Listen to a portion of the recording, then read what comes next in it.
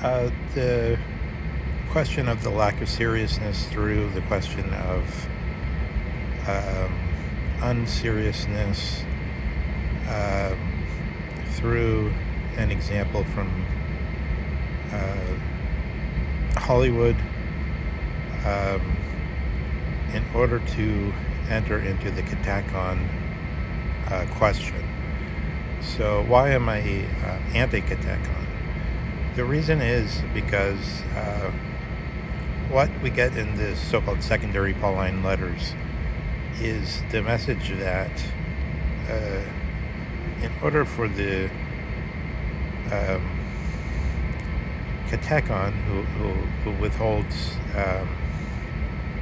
against the forces of Satan, and in practical sense, we could say against the forces of total anarchy, as both in the mental and in the economic, as for example in the first case, in the case of the radical intellectual anarchy that has been occurring for the last 70 years or so in the Western world.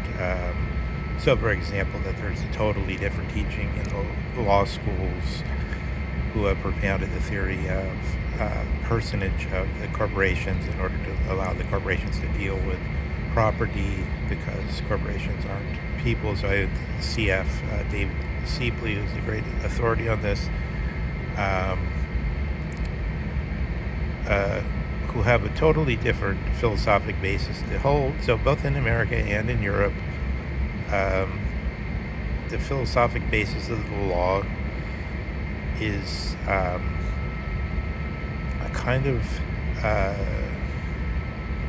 vestigial form of something that's not really believed in, which is like Aristotle's sort of brittle, dogmatic version of Plato. So we try to get back to the heavy gravity of Plato and Socrates.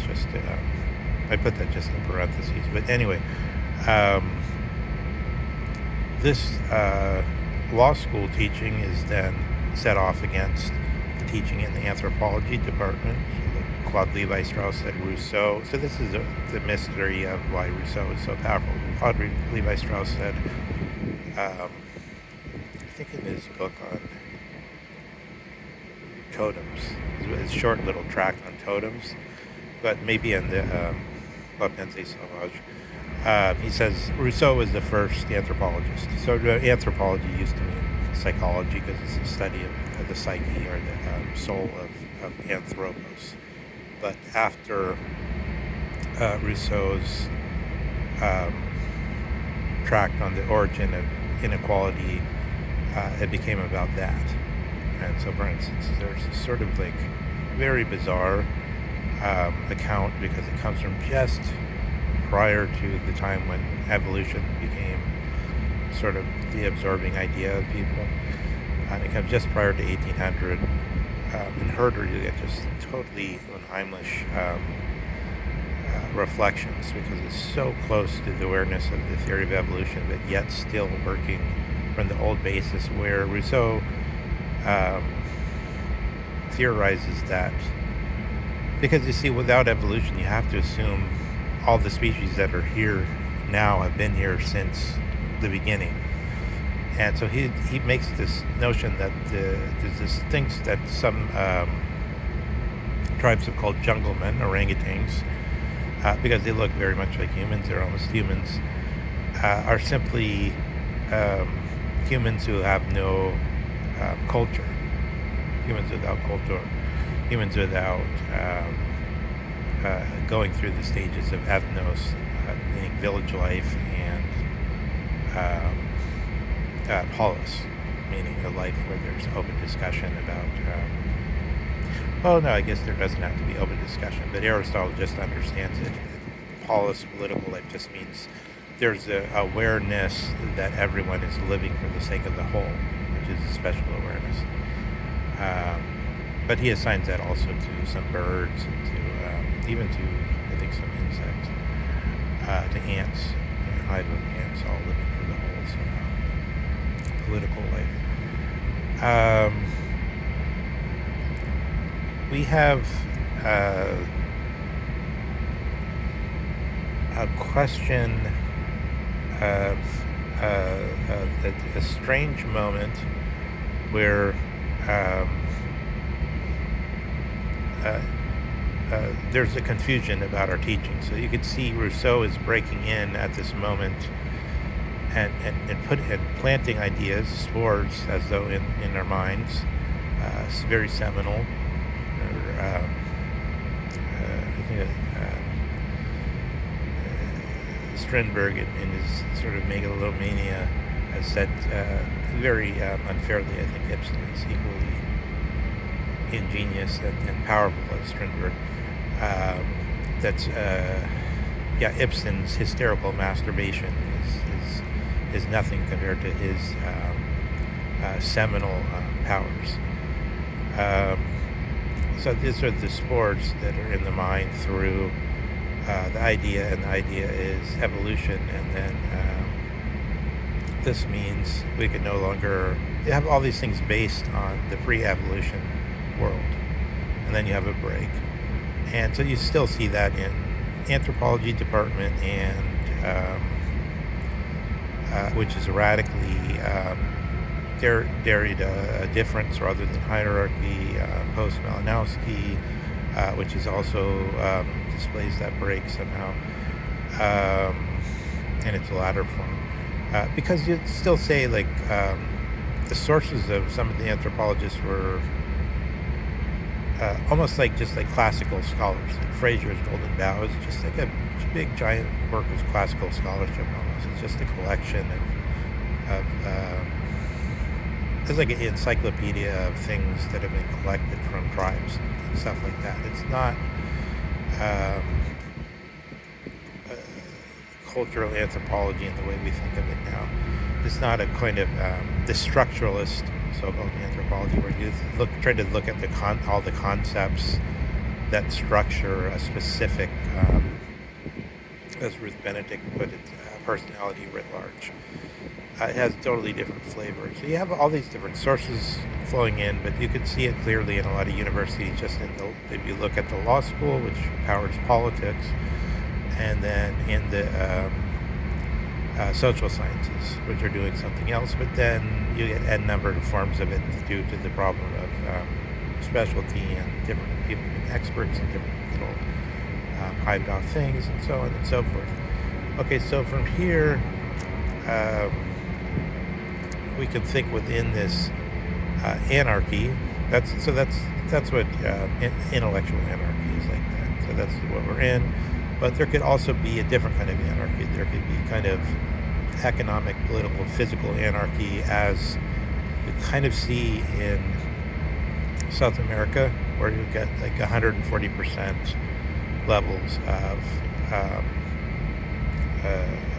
the money debasing itself through inflation. 140% a year inflation in some countries.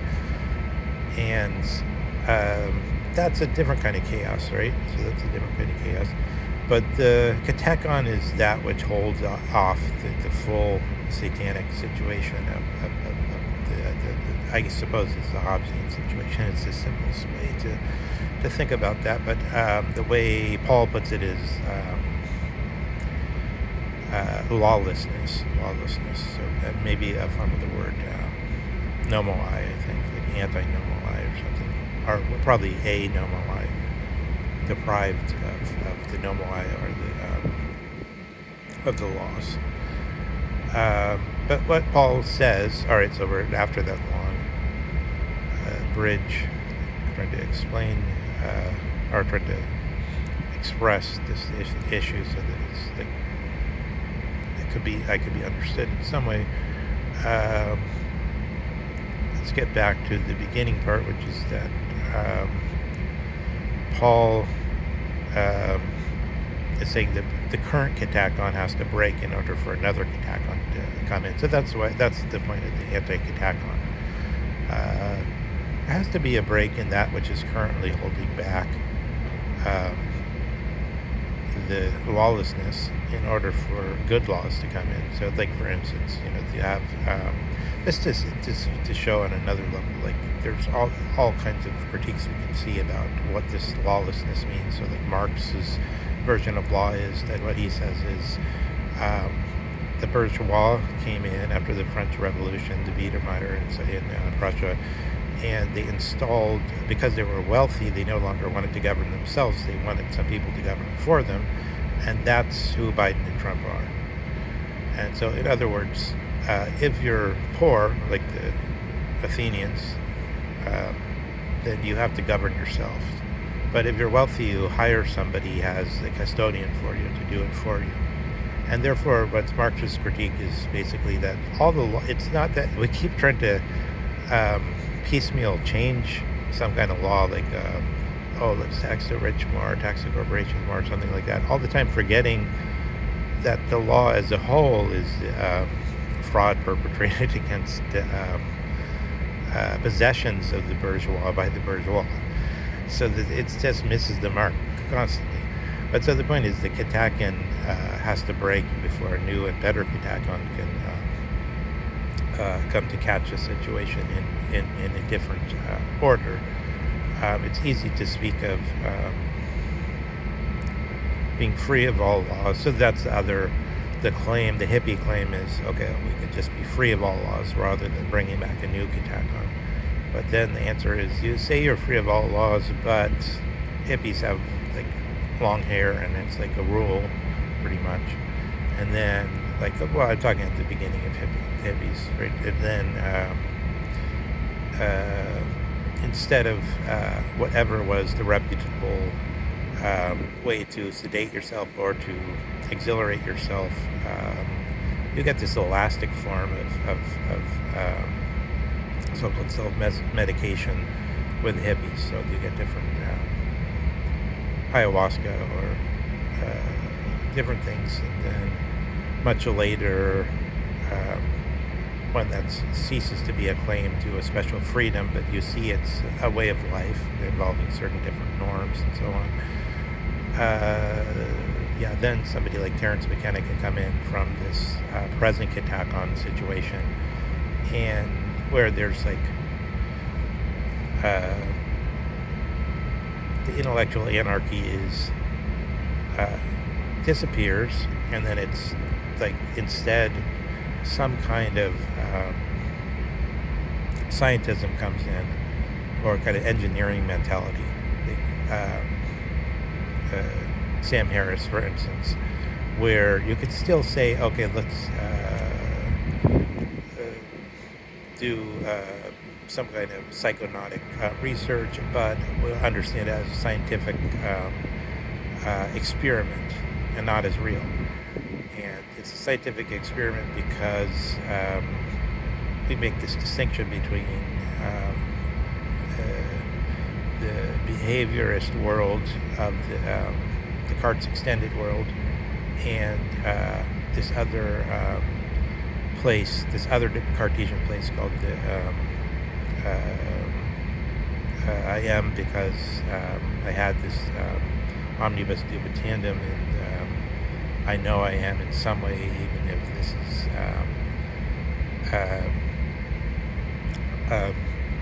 like that film, the Saint Maud film, where the director tries to suggest through a certain form of like suspense. So this is an example of what I'm saying is we don't want children's movies for adults. We don't want. So like the ultimate theory behind that is like you see it in Schaupenhauer saying, okay, you could do just suspense, or like Hitchcock or something. You can do all these things where you don't have to have a content to the film, but instead just hold people's suspense. And so this is kind of the Keynesianism, like just hold people's attention, hold their attention, and then you never say anything. That's kind of like Keynesianism in the ideological and Dionysiac form, because Dionysus is the god of intoxication and of the ecstasis, who is the actor. But the actors keep us only drugged in this version, in this children's uh, version, where you only get suspense and you get no content. So, for instance, you have like then it dumps down, in Spielberg, who's like the master of this, and he has like a guy played by a wonderful actor who nobody knows who his name is. It was played the character of Belloc. Remember the first Indiana Jones movie? It's just a wonderful name. Like if you're a British lord and you're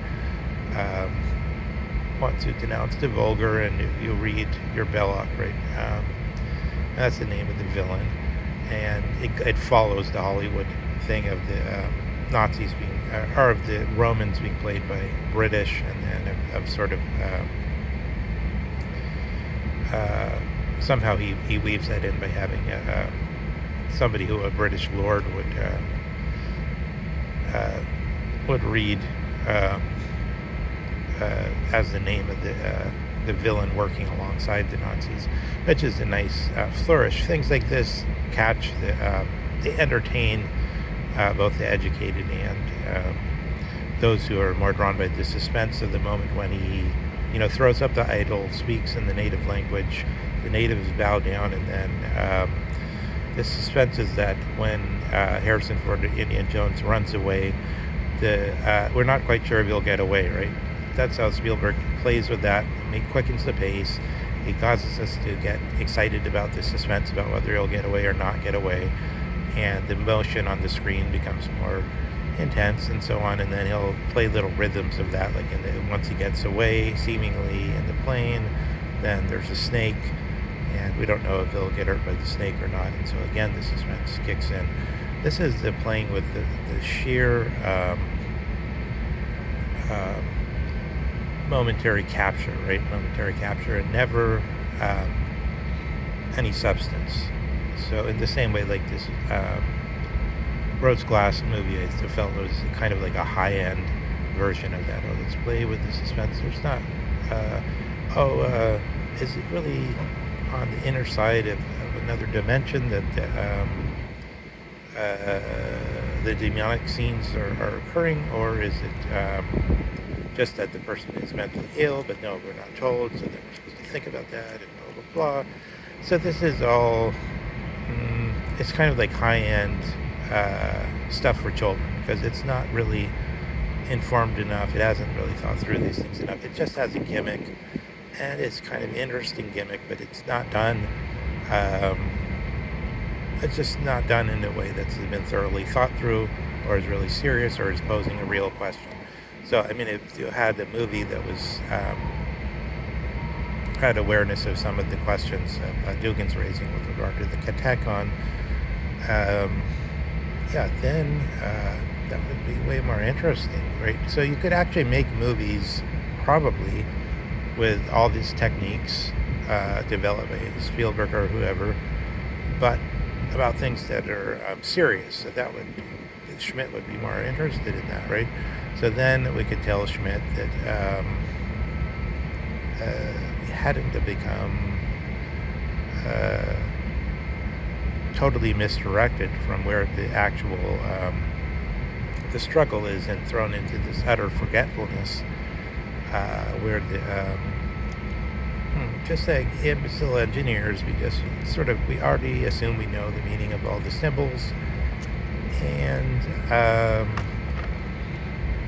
it never occurs to us that we could die and be in a new normal, in a new system of significances.